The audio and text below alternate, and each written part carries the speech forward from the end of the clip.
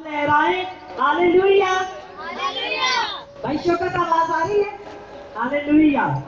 हम खुदावन का शुक्र करते हैं जिसके पाक नाम में हम सब जमा हैं कि हम खुदावन अपने खुदा की इबादत करें, उसके नाम को ऊंचा करें, उसकी जय जयकार करें, क्योंकि वो खुदा इस लायक है कि कौमों में उसके नाम का चर्चा किया जाए, बुलंदियों पर उसके नाम को ऊंचा किया जाए। उस जैसी कोई जात नहीं है, उस जैसा कोई खुदा नहीं है, क्योंकि हमारा खुदा ऐसा खुदा है जो दुनिया के तमाम खुदाओं को, देवताओं को सजा देने की कुदरत रखता है। उसने मौत और कब्र पर फतह पाई है, इब्लीस के सर को कुचला है और उसकी सल्तनत अब्दुल-आबाद कायम और दायम रहेगी।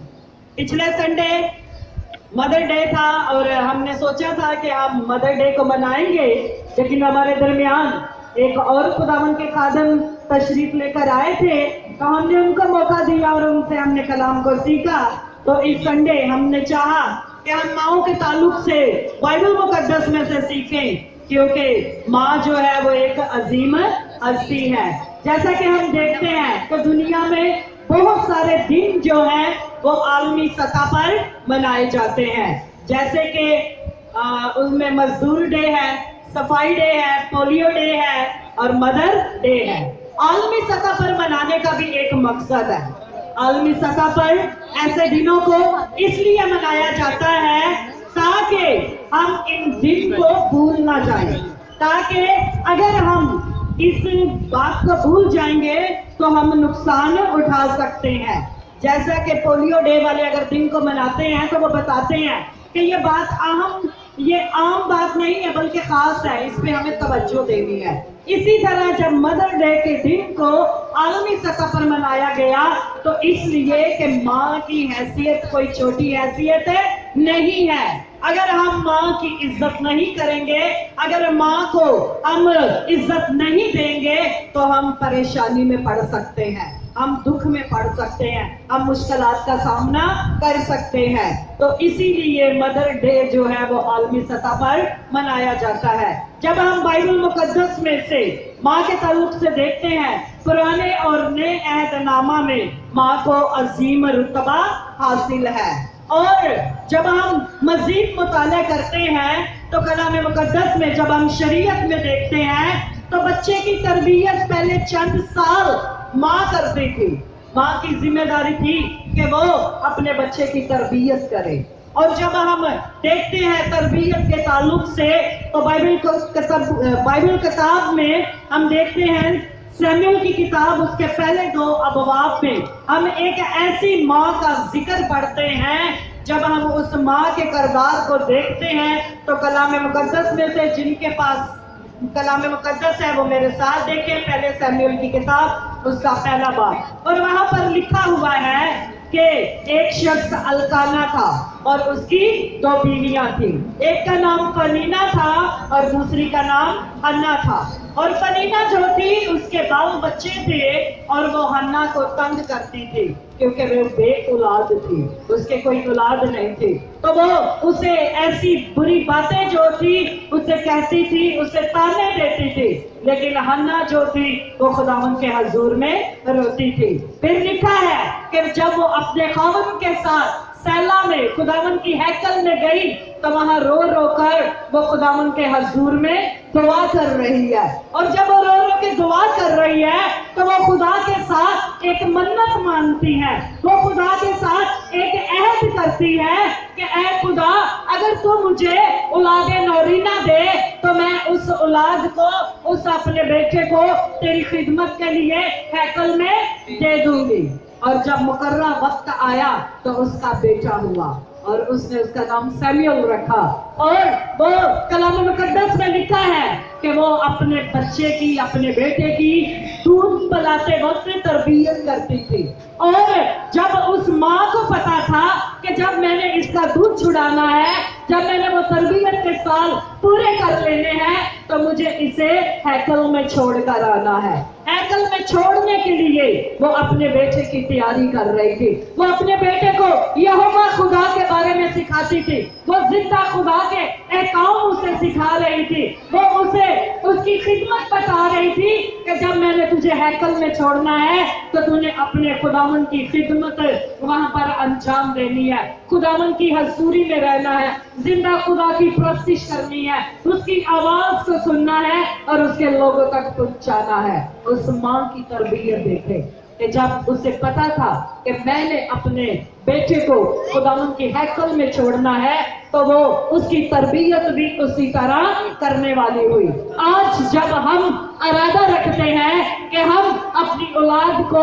خداوند کے حضور میں لے کر جائیں اور خداوند کی خدمت کے لیے پیش کریں تو پھر ضرورت ہے کہ ہم بھی حنا کی طرح اپنی اولاد کی پرورش کریں, اپنی اولاد کی تربیت کریں اور ان کے ساتھ خداوند کی حضوری میں جائیں, انہیں خداوند کے احکام سکھائیں, انہیں خداوند کی باتیں سکھائیں, تب وہ خداوند میں ترقی کریں گے. آج جب ہم نے اپنے بچوں کو ڈاکٹر یا انجینئر بنانا ہوتا ہے یا ہم چاہتے ہیں کہ وہ میڈیکل فیلڈ میں جائے تو ہم ان کے لیے ویسے ہی سبجیکٹ جو ہیں ڈیسائیڈ کرتے ہیں. میڈیکل میں جانا ہے تو سائنس رکھنی ہے, اور کسی شعبے میں جانا ہے تو کامرس رکھنی ہے, انجینئر بننا ہے, تو اس کے مطابق ہم ان کی جو ہے اسکول سیٹ کرتے ہیں, ان کے سبجیکٹ سیٹ کرتے ہیں. تو جب ہم چاہتے ہیں کہ ہماری اولاد خداوند کی خدمت کرے تو پھر ہم کیوں نہیں ان کی اس کام میں بھی تربیت کرتے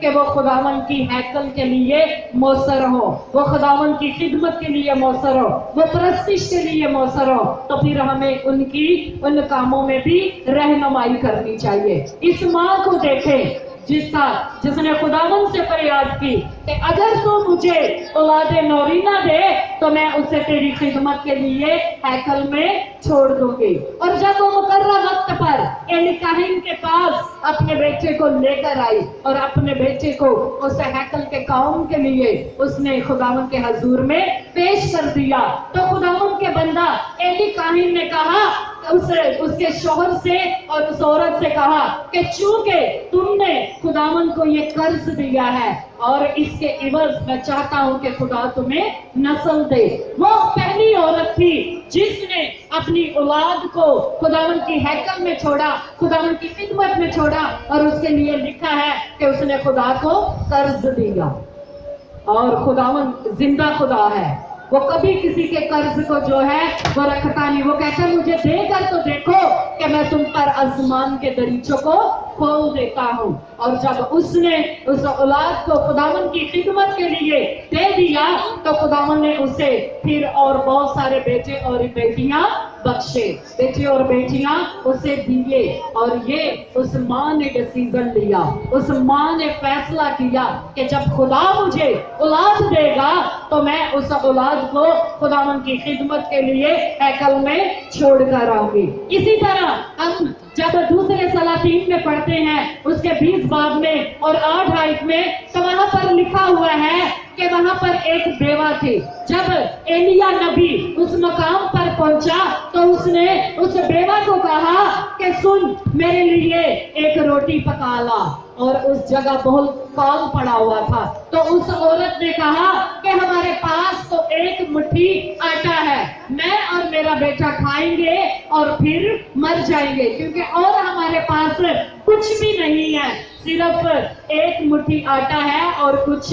تیل ہے, اور اس کے بعد اگر کچھ میسر نہ ہوا تو ہم مر جائیں گے. لیکن اس نبی نے اس بیوہ سے, اس عورت سے, اس ماں سے کہا کہ کچھ بھی ہو پہلے میرے لیے لے آؤ. اب اس ماں کے لیے یہاں فیصلے کا وقت تھا, اس ماں کے لیے ایک ڈیسیژن لینے کا وقت تھا کہ وہ خدا کے اس نبی کے لیے پہلے لے کر آتی یا پہلے وہ اپنے بیٹے اور اپنے لیے بناتی. اس ماں نے فیصلہ کیا اور اس نے کیا کیا کہ وہ اس آٹے میں سے لے کر اس نے اس مرد خدا ایلیا کے لیے جو تھا وہ روٹی بنا کر لے گئی. اور جب اس ماں نے یہ فیصلہ کیا تو خداوند نے برکت دی, اور لکھا ہے کہ جب تک کال رہا نہ تو ان کی مٹی میں سے آٹا ختم ہوا اور نہ ان کی کپی میں سے تیل. یہاں پر ہم دیکھتے ہیں کہ ایسی مائیں ہیں جنہوں نے خداوند کے نام کی خاطر اپنے یہوہ خدا کو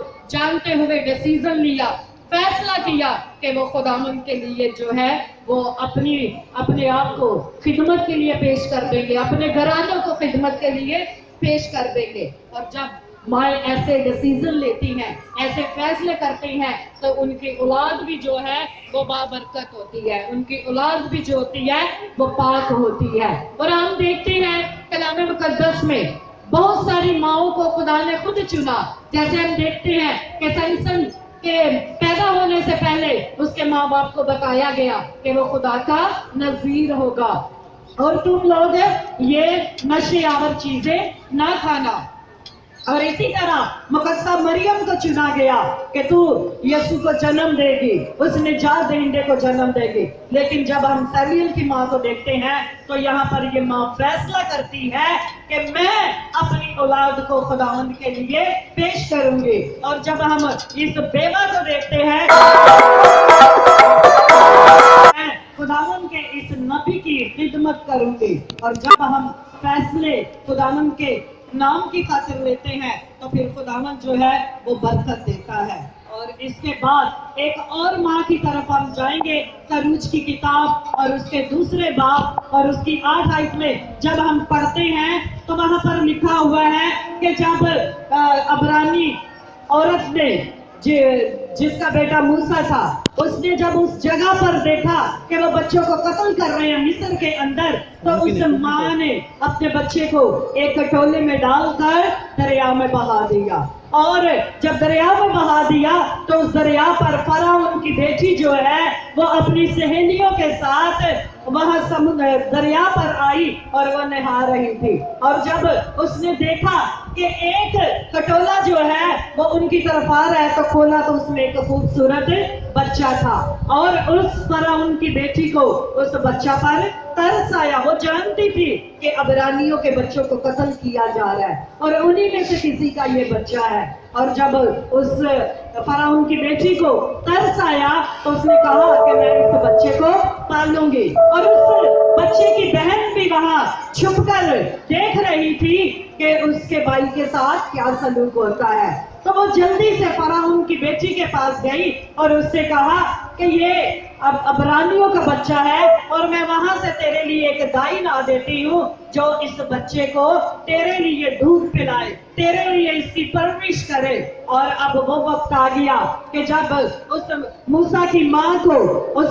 فرعون کی بیٹی کے پاس لایا گیا، اب موسیٰ کی ماں کے پاس چند سال تھے جن میں وہ اپنے بچے کو دودھ پلانے کے ساتھ ساتھ اس کی تربیت کر سکتی تھی۔ اور یہ چند سال اس بات کا تعین کرنا تھا کہ وہ مصر کے خداؤں کو پوچھتا ہے یا وہ زندہ خدا کی پرستش کرے گا۔ اور اس ماں کی تربیت نے اس پر یہ اثر کرنا تھا کہ وہ مصر میں ان دیوتاؤں کی پوجا کرے گا یا زندہ خدا کی پوجا کرے گا۔ اور ہم دیکھتے ہیں کہ ماں کی تربیت کے باعث لکھا ہے کہ وہاں پر اس نے شہزادی کا بیٹا ہونے سے انکار کیا، اور اس نے وہاں پر عبرانی جو اس کے بھائی تھے ان کو اپنے طور پر بچانے کی کوشش کی۔ اور یہاں ہم بات کر رہے ہیں کہ وہ چند سال جن میں ماں اپنے بچوں کی تربیت کرتی ہے وہ سال بہت تھوڑے ہوتے ہیں،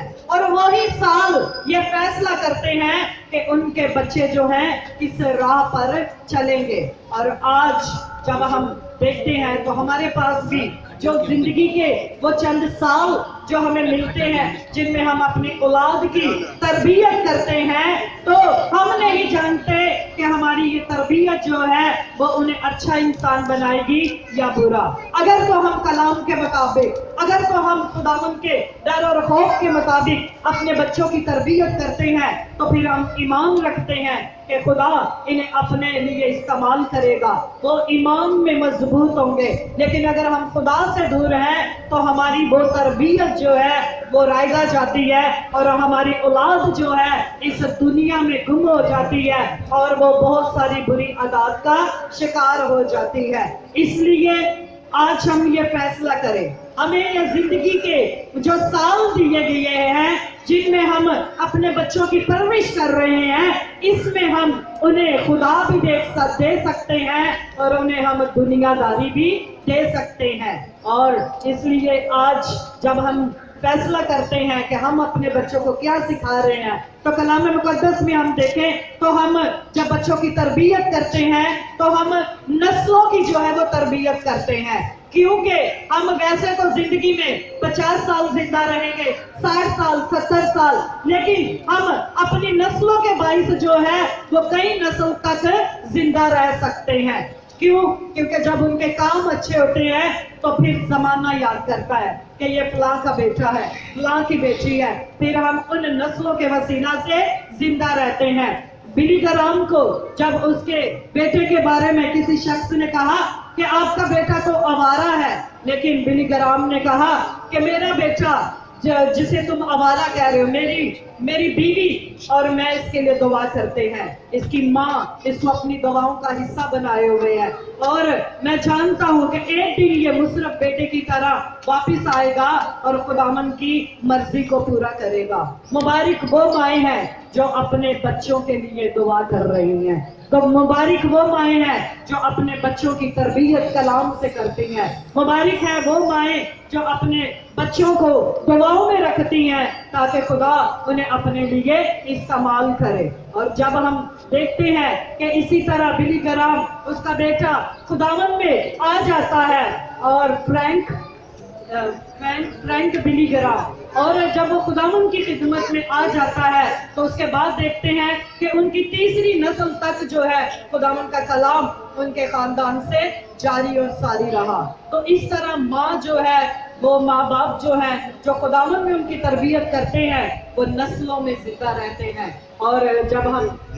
पौलुस रसूल के खत थीमोथियुस में देखते हैं तो वहां पर भी यही जिक्र है कि जब वो थीमोथियुस को देखता है तो वो तारीफ करता है कि वही ईमान तुझ में है जो पहले तेरी नानी लोइस में था और तेरी माँ यूनिके में था, और वही बेरया ईमान मुझे याद दिलाया गया जो तुझ में भी है। और वहां पर भी हम देखते हैं कि वो तीसरी नस्ल जो है वो उसी ईमान में मजबूत है। आज हम इस जिंदगी को शायद आर्जी जिंदगी समझते हैं, लेकिन ये जिंदगी ही ये डिसीजन लेती है, ये जिंदगी ही ये फैसला करती है कि हमें क्या करना है। और जब हमें ये चंद साल उस माँ की तरह बख्श दिए हैं, जिस तरह शरीयत में माँ के पास चंद साल होते थे जिसमें अपने बच्चों की तरबियत वो करती थी, और उस तरबियत के बाइस वो एलिया भी बनते थे, वो मूसा भी बनते थे, वो जकरिया भी बनते थे,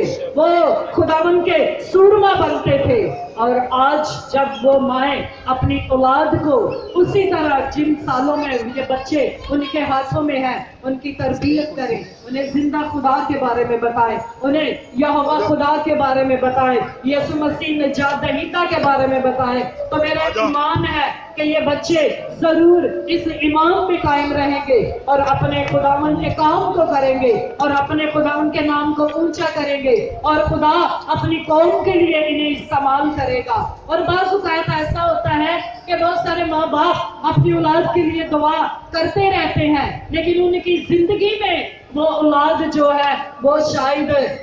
फलदार साबित नहीं होती। और कभी कभी हम देखते हैं कि उनके माँ बाप के जाने के बाद बहुत सारे ऐसे बच्चे भी हैं जो खुदा में आ जाते हैं। लेकिन खूबसूरत बात ये है कि मुबारक वो माँ बाप है जो अपनी औलाद के लिए दुआ करना नहीं छोड़ते। जब हम ईमान रखते हैं और दुआ में लगे रहते हैं तो हमें फिर ये यकीन करना चाहिए कि हमारा खुदा जिंदा है जो दुआओं को रायगा नहीं जाने देता, वो इन्हें वापिस जरूर लाएगा, वो इन्हें अपनी राह में जरूर लाएगा। क्योंकि कलाम में भी लिखा है कि लड़के की उस राह पर तरबियत कर जिस पर उसे चलना है, तो वो बूढ़ा होकर भी उस राह से हरगिज नहीं भटकेगा। आज हमारे पास वक्त है, हम अपनी औलाद के साथ उस वक्त को गुजारें और खुदावन के कलाम से उनकी तरबियत करें, दुआ में उन्हें रखें, उनके साथ चर्च में जाएं, उनके साथ ऐसी मुकद्दस महफिलों का हिस्सा बने ताकि हमारी औलाद जो हमसे सीखेगी वो उसे बरोएकार लाएगी, और जब वो उसे बरोएकार लाएगी तो फिर वो खुदावन के लिए इस्तेमाल होंगे, फिर वो अच्छे खुदा के खादम और अच्छी खुदा की बेटियां खादमाएं बनेगी। आए हम सब अपनी आंखों को बंद करें और खुदावन का शुक्र करें, उस खुदा को मुबारक करें जिसने हमारी जिंदगी में ये वक्त बख्शा कि हम अपने खुदावन के हजूर में ठहरे, और हमने उस माँ के ताल्लुक से देखा जिसने अपने बच्चों की तरबियत की, और वो बच्चे जब बड़े हुए तो वो अपने खुदावन की राह पर चले, अपनी कौम को बचाने का सबब ठहरे, अपने लोगों को बचाने का सबब ठहरे, मुल्कों को बदलने का सबब ठहरे, अपने कौम को बदलने का सबब ठहरे। आए आज हम माए होते हुए, बाप होते हुए ये फैसला करें, ये डिसीजन ले कि हम आज अपनी औलाद को क्या सिखा रहे हैं। वक्त जब के बेदीन वक्त है और इस वक्त में और कुछ नहीं, तो हम अपनी औलाद को, अपने घरानों को, अपने मसीही कौम को, अपने मसीही कौम बच्चों को, उनको दुआओं में रखें ताकि खुदा उनकी जिंदगी में काम करे।